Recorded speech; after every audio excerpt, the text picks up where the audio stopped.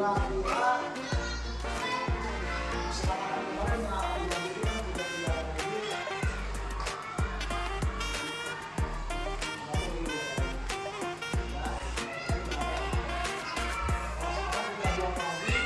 Jadi sekali lagi kalian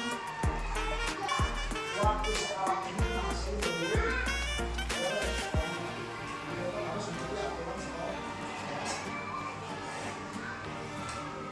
Kita bikin kesepakatan bahwa sekolah harus memakai sepatu juga. Kalau setuju berarti mulai besok kalian harus menggunakan sepatu. Silakan aja pakai kelas, kamu nggak usah dibuka, ya. Tapi tetap kebersihan harus tetap dijaga. Karena SD kita itu sekolahnya telah mendapat itu tentang kebersihan. Masa kebersihan kita itu orangnya kotor. Itu besok setelah kelas kita itu kita selama sekolah itu sebelum kemudian rapor kita semua bisa berarti kewajibannya masih harus dilaksanakan. Ya, itu memakai sepatu. Setuju?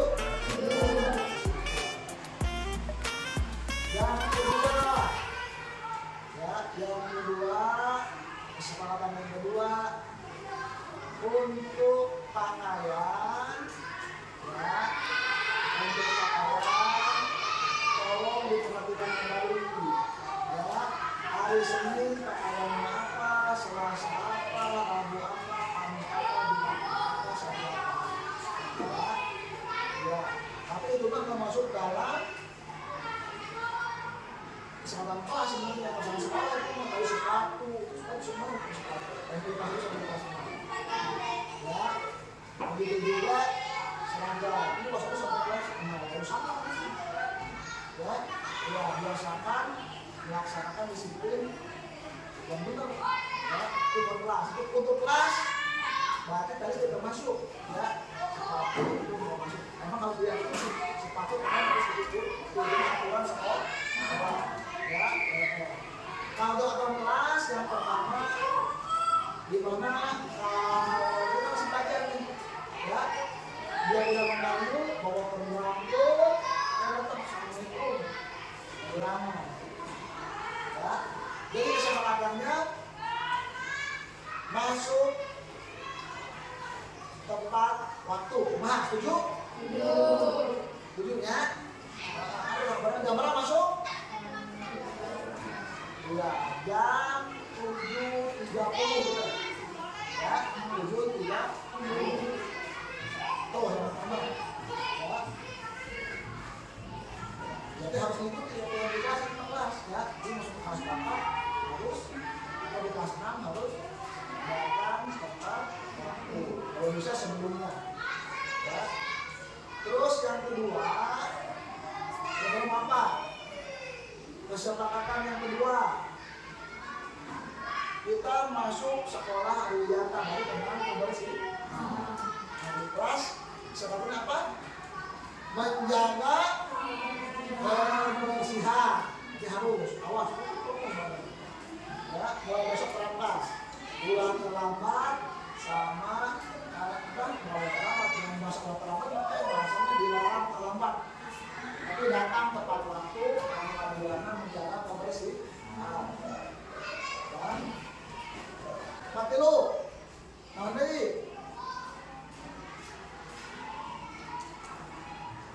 mengerjakan tugas sesuai jadwal yang telah ditentukan. Ya, masih ada tagihan tuh. Mas, pas itu mau aja tema 8 bulan.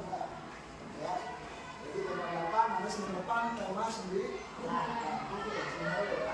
Semangat yuk, menaik yuk, ya. Ya, jadi harus di. Nanti kelas itu sama kelas dan sekolah. masuk sekolah kan tadi pakai sepatu, pakai seragam gitu. Sekolah ya, sebelum ini kita pak, terus semua harusnya. Ya, ini kelas nanti tadi skill kita. Ya, datang tepat waktu, menjaga kebersihan, mengerjakan, waktu yang ini. Opat tenawan.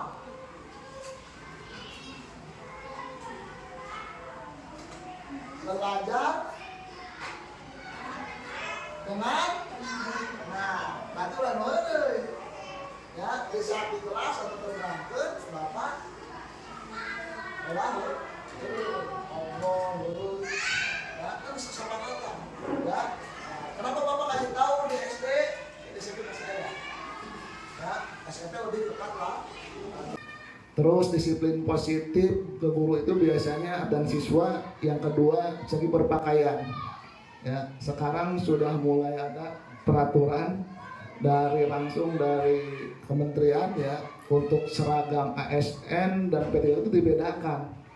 Ya, dibedakan. Sebenarnya sih kalau saya lihat yang beda cuma hari Rabu aja ya hari Senin aja Pak ya. Ya, kalau Senin yang P3K putih sama keki ya putih sama keki ya. Jadi itu ya kembali lagi ya untuk seragam itu kan takutnya di sekolah kita ada aturan yang baru gitu kan. Tapi alangkah lebih baiknya memang kalau aturan dibuat di bawah itu tidak macam jauh dari aturan yang di atasnya Pak ya. Biasanya kalau dibuat aturan. Jadi untuk sekolah kita kan sebelum ada peraturan menteri yang baru itu udah memutuskan ya untuk pakaiannya itu untuk hari Senin sampai Sabtu seperti apa ya. Nah paling nanti kita kaji lagi untuk pengajaran baru apakah mau menyesuaikan dengan peraturan menteri ya tentang pakaian untuk gurunya ya. Tapi kalau untuk siswanya kan tidak diatur ya Pak ya.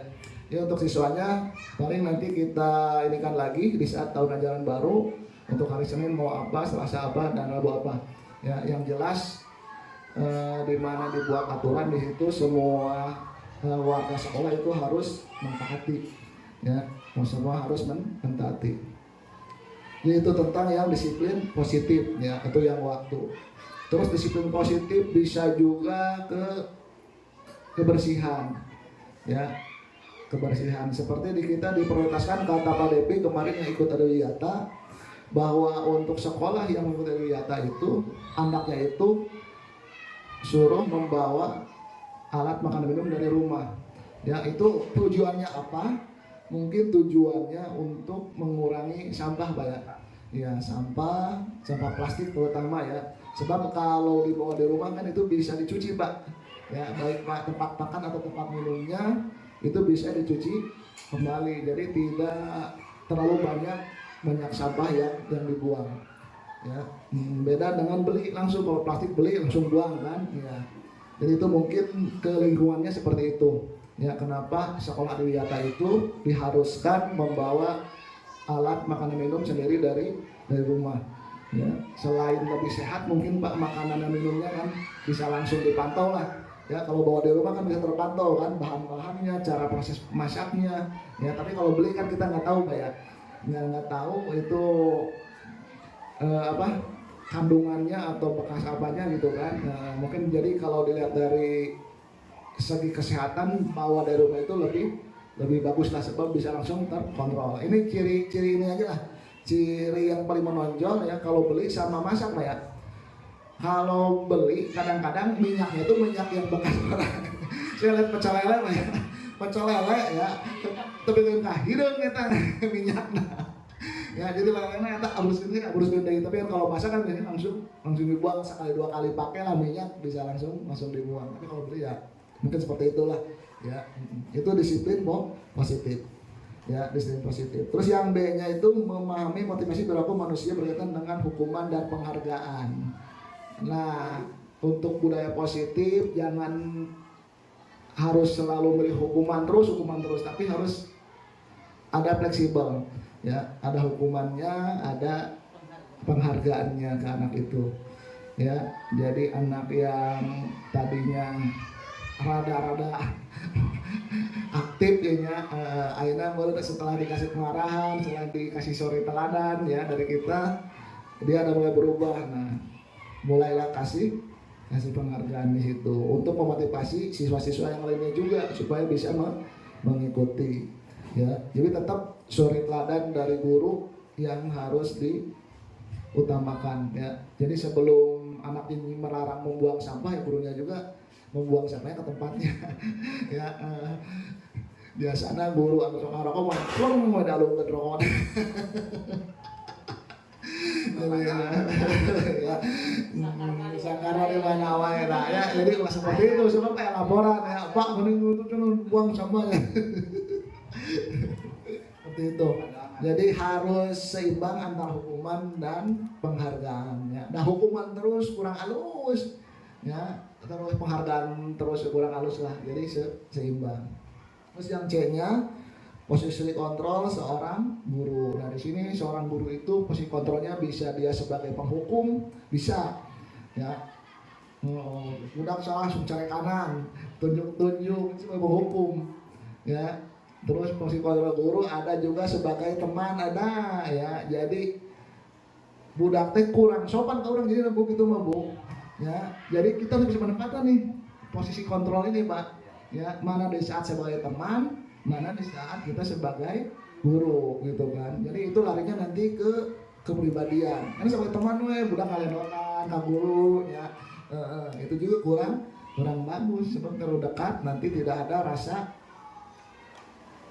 hormat lah, ya. Seolah-olah kita disamakan dengan temannya.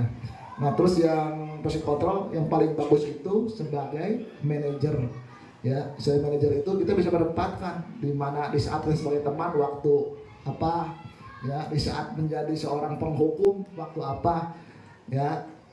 Jadi bisa menempatkan itu seorang kontrol, seorang manajer. Nah, di sini di pendidikan guru penggerak ini diharapkan semua guru itu sebagai pengontrol, sebagai manajer perannya, Bu, ya. Ya, aya budak salah nya wayahna we sebagai penghukum, ya.